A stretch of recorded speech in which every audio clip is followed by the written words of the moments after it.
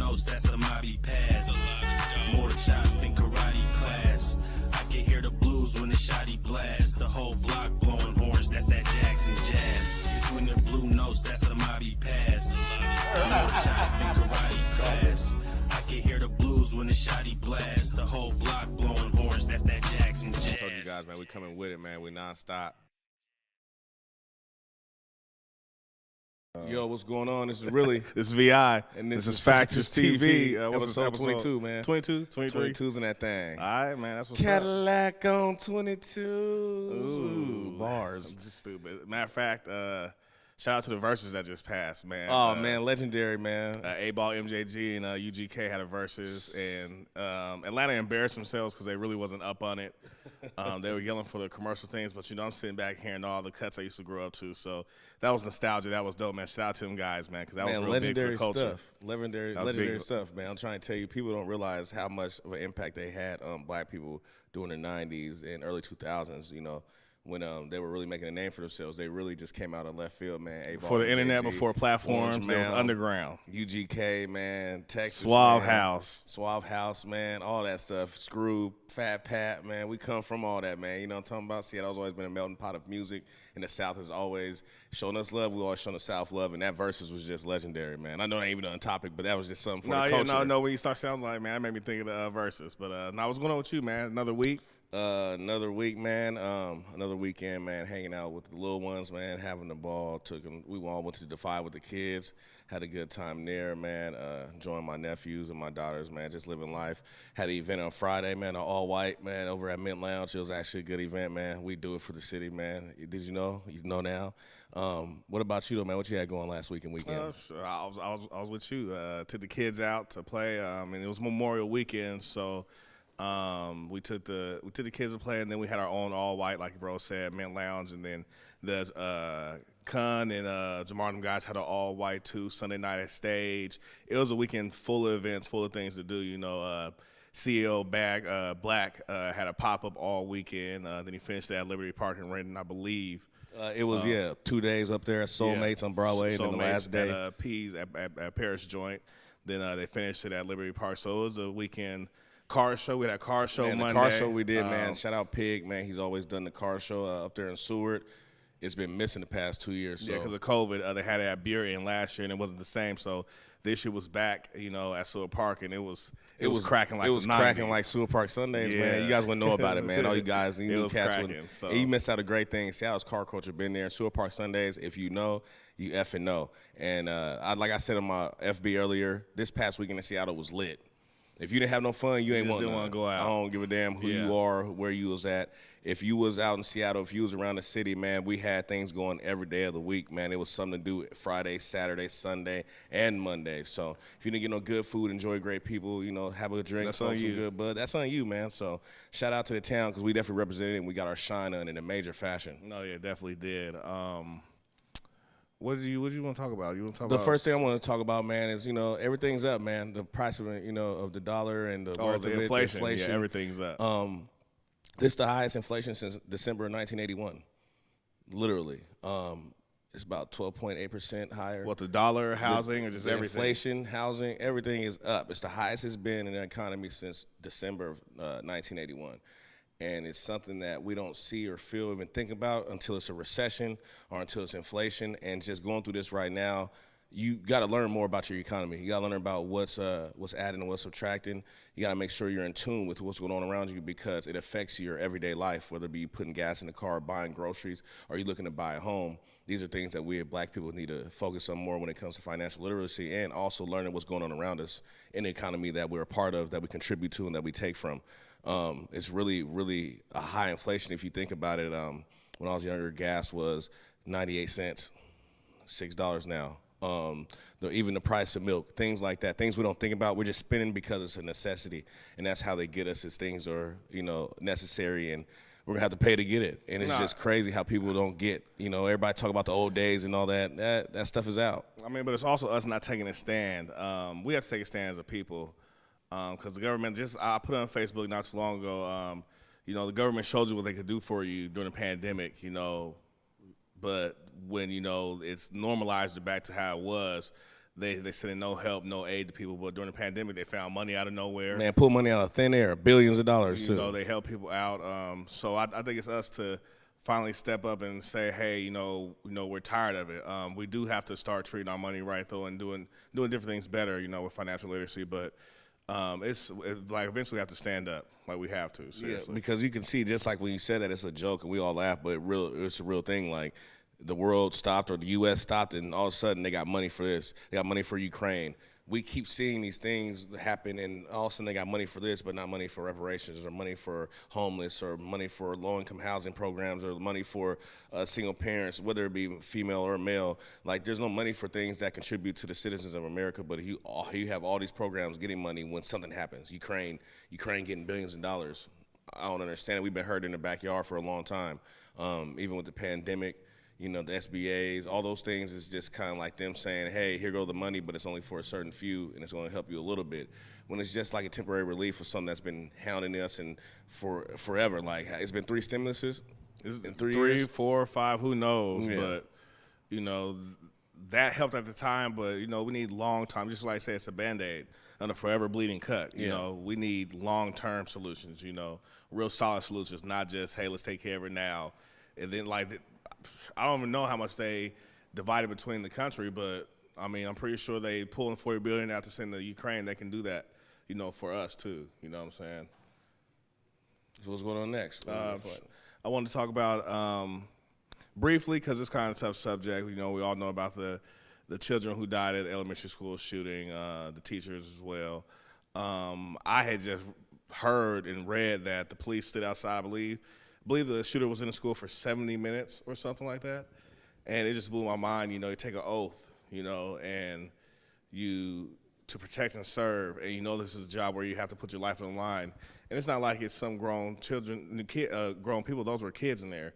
And, I just read that, police stood outside, hearing gunshots. Well, from what I was reading is they were saying taking safety precautions, but there were also police out there who, if not had kids, they knew kids that were in there, and they were able to get their kids, and the parents of the kids who were in there weren't able to try to make any entrance or effort, and were told that for safety reasons it would be best they stay outside, while certain officers who knew kids or knew somebody with kids there went in to get kids. And it's almost disheartening because you can't sit there as a parent and hear your child in a situation. I would have been in there. Yeah, I would have been inside. It would have been a good up the middle play, run through some policemen, break through a door or window, and get in there. No matter what I got to do, the price I got to pay. I couldn't sit there as a parent. You can only imagine what they were going through, the agony, the pain, and the anger of, like, I'm looking at someone who's supposed to serve us and protect us telling me not to go get my lifeline, my kid, and help them and save them. And it's just disheartening, man. I don't like the process or the protocol, because as a parent, what are you supposed to do? You know what I'm saying? You're going to give your life for your child. And for any parent, as a police officer, what better glory than to die for a child if you're going to die? Who says you're going to die? But, there's many ways you can go. Why not go in there and, be a hero for trying to give your life? Instead, you stood by as children died. I just don't understand it, but, I guess it's protocol, like you said. So, I'm not going to knock it, but it just was disheartening to hear, that just imagine being outside and hearing gunshots and knowing those shots are taking somebody out, taking a child out. It was just disheartening to hear that from me, So, but I hear you, though, in the protocol, it is what it is, but that just tore me apart hearing that, man, reading that. I couldn't believe that, to sign up for a job where you may have to put your life on the line. And that day might come, and for there to not be a better opportunity that presents itself to represent and save kids' lives, I just couldn't believe it, man. It was crazy. Yeah, so sending our love out to those families and the people of that community that are trying to heal and trying to rebound and bounce back, just like the people over in Buffalo. They lay their loved ones to rest. I know some funerals are coming up for a memorial of the children that were lost and the teachers that were lost. And so we're sending our love here at Converge and from Factorz TV to you all. And so we're praying for you and we're sending light. And people say if you need anything, but that's a real thing. If it's mental, whether it's verbal or emotional, there's people here who care. No matter if we're local or not, we definitely thinking about you guys, and our hearts are with you. Definitely, without a doubt. Kind of staying on course, keeping with the police in Missouri. Leonna Hale, 26 years old. She was shot 5 times in Missouri by the police with her hands up. She was unarmed. I guess she was, she allegedly carjacked somebody or something. And she was pregnant, and for for I just don't understand the logic. the logic, the method to that madness to shoot somebody, a woman, pregnant woman, with her hands up unarmed. And we've seen it before over and over, but it's like, as it continues, like, okay, what's going to happen to change these policies, these procedures, or, how you go about handling situations. If you can't de-escalate a woman who's pregnant with her hands up, then what are you in the, line of business for? She was shot 5 times, unarmed, pregnant, so. That's horrible. Yeah, so I'm wondering what's going to happen, how this is going to transpire. Missouri is a hotbed for issues like this. So many things happening. So I was just taken back when I read that. Yeah, and it's crazy because all the policing and the policies that they have, just like with Seattle, people are making fun of. We're starting to have a higher percentage of basically people fleeing from the police because of the law that is saying that police, depending on the situation, have to digress. They have to back off a pursuit, which a lot of people say, oh, it's bad and all the, defunding and all that. But when you think about it, there are certain things that people are scared of and running from that aren't worth their life or no one else's life. And so people frown upon that, but I kind of think it's a good thing, just like with the situation of the pregnant woman who has been shot 5 times. What's really worth pulling your gun and shooting someone? Well, how do you balance that? Like, how do you say, okay, it's okay, I pull my gun on a pregnant woman that stole a car or allegedly stole a car? So some of these policies definitely have to be reviewed and be changed. And even for the one Seattle has changed about not pursuing a high speed that, puts other people in danger, as well as the driver you're chasing and a police officer, which would seem like, kind of a backhanded thing, but really, in all, I think it helps not just save people from dying or people from being scared, but also the police who are held accountable and starting to be held more accountable for certain things, whether it be lawsuits or taking lives. This thing is really, really huge, but when it comes to other places in the South, the laws are a lot different. And so I hope that they police these things differently and take a chance to look at it and review, the steps, how they go about taking people in or trying to break down the situation. Definitely, so speedy recovery to her, because from our belief, she's still alive. The baby survived? I'm not sure. I'm not going to pull any, false things in the air. We're just sitting in prayers and praying for them both. And I hope the situation gets handled in the best manner. We know the system and everything is not for that, but, hopefully it gets handled in the best manner. Like we spoke earlier, this past weekend was Memorial Weekend. Yes, sir. And I want to know what that means to you. Well, for me, Memorial Day weekend is, as a kid, it was just family time to celebrate, see people you haven't seen, enjoy friends, go to events in Seattle. There was so many things going on as a youth, whether it was Rip the Cut, parades. It was a lot going on. So growing up in Seattle was more a family-oriented thing. And then personally getting older, I take Memorial Day as for everyone I've lost. Remembering everyone that we have lost and people that might not served in the Army or, served in the streets. Might not, they could have served in the streets. It could have been your grandma, it could have been anybody that you love and care about. I like to pray and remember our ancestors and those who come before us and those we lost. So Memorial Day, has a lot to do with family and stuff to me, but also not just people of service who I still give a lot of love to and show love to. We have family. But family and real friends who we've lost and we miss, and we just want to hold a light to them and shine bright for them. Oh, yeah, and that, just like many things in America, Black people, we make it our own. So, growing up, it was always about showing love to people we've lost, rejoicing, having a good time. Then I learned that, as many things, Memorial Day, just a celebration of it, was really about celebrating David Blight. Made it to point. So many places, cities say they started the celebration. So many different groups do. But David Blight is on record for speaking on and honoring the freed slaves and the farmers and the blacks who joined, the fight and ultimately died. So it was his point to, to memorialize them. So for us, that's where, it really originated from. Yeah, originated from. We're celebrating black soldiers of the past who fought for our rights and fought for our freedoms. In the Civil War, freed slaves, they joined the fight and they were a big part of, pushing through. So I learned that not too long, a while ago, but it slips my mind till I think about it.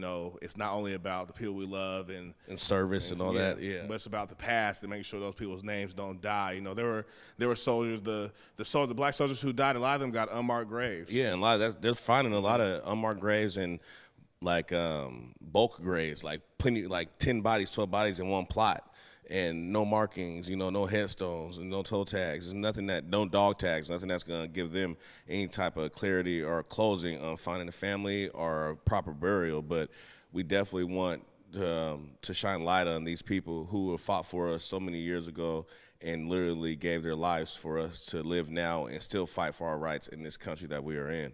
We're going to go to a break, man. You guys check us out. Be right back. It's Factorz TV. Be right back. See you in a minute.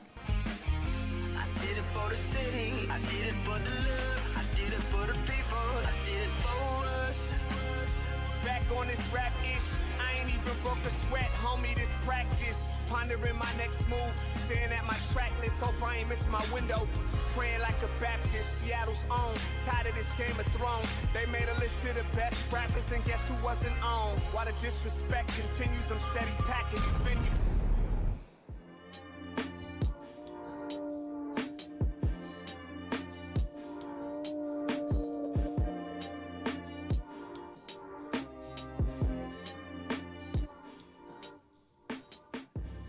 Converge Media produces culturally relevant content for Black and urban audiences. Our coverage is raw, transparent, and objective, praised by community leaders, government officials, and residents.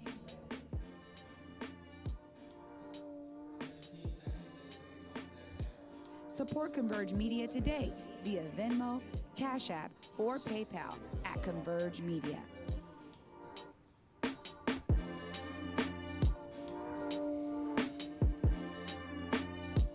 Sheesh. Hoo-dee-hoo. We're back at it, man. It's Factorz TV. And we're going to head down to the Dirty South, a place me and my bro had grew up in. We had spent a lot of time in our earlier years, Atlanta, Georgia. And we're going to take a trip down to Lake Lanier, where another life has been claimed by this possessed lake. No, yeah, Lake Lanier. Over the weekend, a 20-year-old died in Margaritaville on Lake Lanier. It's the 200th and It's another death, 30th man. It's death, another drowning death, at Lake Lanier. And my thing is just it's not going to stop, and it's not a coincidence. Yeah, people don't really know the history of Lake Lanier, which is an old town. It was Oscarville. And the city needed electricity, and they needed a place to create a dam and flood. And guess where they chose? Where all the black people were. They chose to flood out the black people, push them out. And there's a school, there's a bank, there's a racetrack. People say there's literally a suction, a vacuum you can feel coming from down there, and that's because there's still people down there, still homes down there, there's still lives down there, there's still buses down there, airplanes, like there's things down there that people left behind, because they were chased out, flooded out, and it's happened in plenty of places in America, but that's one of the most documented ones, and the fact that Lake Lanier keeps taking lives, I mean, it's like, how more evident do you got to be, whether you believe in curses or not, whether you believe in, happenstances. Spirits or whatever it is. Over 200 drownings, and every summer, it just seems like it doesn't stop when it comes to Lake Lanier. And it's just insane because there's so many plights like that across America where, black people were pushed. I believe we spoke on it earlier, in the year on this very platform about the different, atrocities that's happening against blacks when towns have been flooded out from Oregon to Alabama to Georgia. Central Park, yeah. The Central Park and how they were pushed out. But yeah, that caught my eye in the news because it's like, at one point, do they reconcile? At one point, do they say, hey, there's something going on, there's something wrong, we need to see what's happening. Even though we know what's going on, it's, it's our ancestors, it's the energy, it's you flooding out black people and leaving, standing, fixtures down there still, and people boating and fishing over them like nothing happened, nothing's going to come from it, but what are you guys going to do about it? And that's what's crazy about it is that they're not trying to shine a history on it. Like, you guys literally said, hey, we want this town. They refused, and without warning was flooded. There are literally people and families that were killed that did not leave their homes, that did not believe they would be forced out. And for a lot of people, you think of it as, we went through a lot with slavery and with Jim Crow and with it's so many brutal things that's happened to black people and been taking place to uproot us from our homes and from our neighborhoods. The war on Black Wall Street, which they actually bombed a U.S. city just to get black people out of there because they were building such a great community. like my brother said, Oregon, so many places where it's genocide. We've been through so many different genocides as black people trying to kill us and take us out. You know, war on drugs, school to prison pipeline, whether it comes to relocation, redlining. There's so many things that's built to kill us to keep us back. And a lot of people don't realize that. Lake Lanier is another reason for them to look in depth into what's going on. I mean, people keep dying. There's no progress in that place. People lose things all the time, and it's just come to a point where as a state, you have to look at it like, hey, something might not be right. And every time someone has survived a drowning, which you can look up yourself, they always say they felt like they were being pulled down. And I believe in that. I believe in energy. I believe in lives that's been lost. And I believe in the history of it still having a hold on what's going on today. So, man, I don't know, man. Lake Lanier is somewhere I'm not going to go. I don't care if I got a boat or a jet ski. You can keep that, man. You can go vacation there, bro. Have fun. People keep going, and, you know, Lord forbid anything else happens, but I mean, over 200 plus drownings. I don't know what else, you know, they expect to happen. So we'll see as, you know, the summer goes on. Right now, when it comes to sports, we're in the midst of the NBA Finals. Yeah, Sirski. You know, I don't really have a horse in the race because I'm a Seattle Supersonic to the day I die, son. So, but I am pulling for the Warriors. I've never been a Boston Celtics fan. Don't like the city. Don't like the racist stigma that comes from the city, honestly. And I'm West, you know, so I'm hoping for the Warriors to pull it out. You know, I want Curry to, you know, get another ring, you know, because he stayed down. He asked for trades. The Warriors big pay cut too. I remember that. He took pay cuts. He's also been paid, but the Warriors built their team from drafting. You know, besides when KD came over, they had rings before KD got there.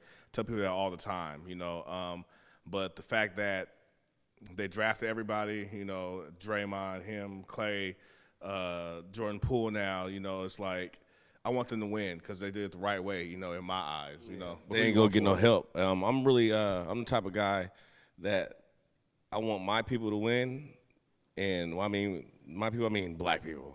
So I understand that both teams have black people, but I understand that Marcus Smart, Tatum, they all want their ring. They're trying to get their first ring. I don't like Boston. I'm not a fan, but I'm a fan of people, you know, living out their dreams and obtaining them. And hopefully they got it in the tank to go ahead and get that, pull it out, man, because you can't go 7 games with Golden State. That's not really what I feel. They've done it with Cleveland and other teams, but that's already being up 3-1. So you want to jump on there early and make sure you got a hold of them because these guys run and shoot, man, and they don't miss much. And when they do, man, you better take advantage.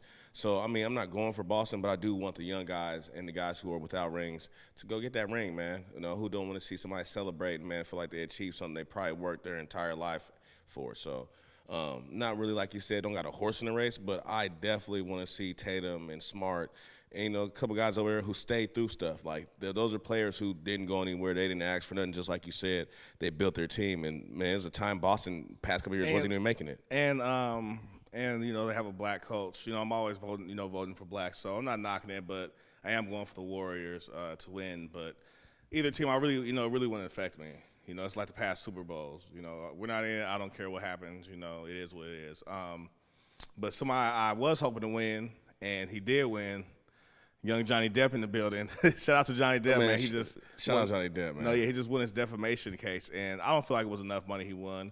He was suing for $50 million. They gave him $15 million, and he lost roles. They took him out of Pirates of the Caribbean franchises. His life was affected. His reputation was affected in many ways when Amber Heard, you know, put those allegations against him and wrote that co-op in the Washington Post. And he won today, and it's a slight victory, but, you know, it's still, there's emotional pain there. You know, there's physical pain, there's, you know, mental pain, you know, and anguish. You know, your ex-wife takes you through the dirt, and you come out victorious, but you had to pay. You had to get the best lawyers. You had to prove he was guilty to prove innocent, you know? He had to lose, like you said. Yeah. He lost the franchise to Pirates of the Caribbean. He also had an upcoming role in Harry Potter. Facts. He was going to start, you know, having a role and lost that immediately, along with other partnerships with liquor brands and stuff, the kind of things I was reading earlier. So as I told our friend Clee, you know what I'm saying, who's a lawyer, I was like, hey, that sounds great, but he lost probably a couple $100 million in money, in deals, you know what I'm saying, because of her wanting to sue him and all that. And the thing is, I don't get about her is you were cheating, you were, you know, being abusive, you doing all this, and you took this man to court as if you didn't have any faults. And that's what I don't get about people in these situations. I would say it's better to litigate amongst each other and figure it out before thinking you're going to go all the way with someone, not realizing that the things you've done it costs you too. Costs you as well. I'm pretty sure her team and lawyers and family was gassing her up, saying she's going to get this and get that, and he's going down, not knowing he had videos of this and recordings of that, and it's just like, hey, if you would have just been like, clean divorce, I was wrong, pride swallowed, it wouldn't be here. But now you have to pay up a $15 million you don't have. And he has to give her $2 million, but she can have that. And what's she going to do? So it's just kind of disheartening to know that people can handle things differently without court or the system. And her thoughts and ideas had to be she was going to be cashed out, protected. And now I know for sure she's like, what the hell just happened? I mean, her whole, it was like, I know many people come up with the trial, and just watching the whole thing was a circus. Even the experts she brought in was terrible.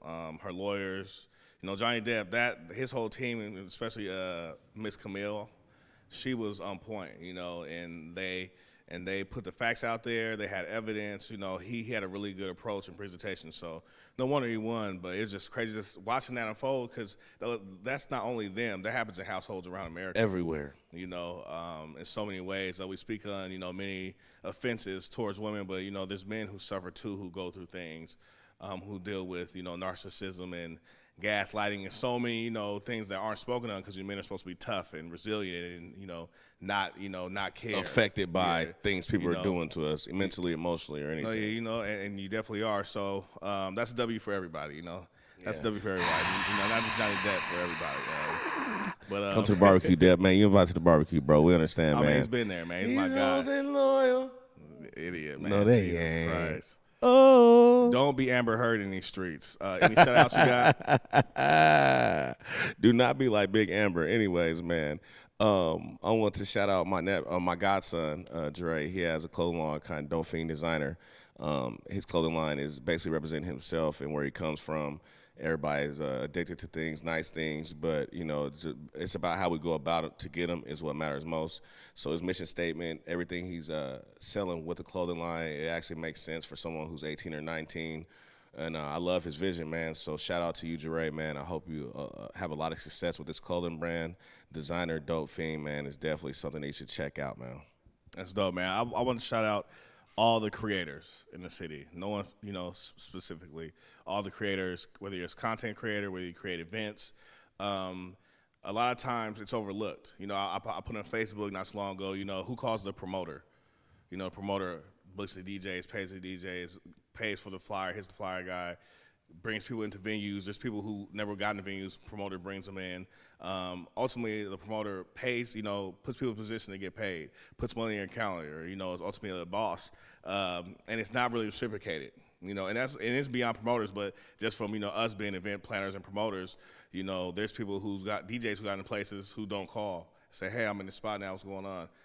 There's a host who you brought on who don't say, hey, I'm here rocking, let's do this.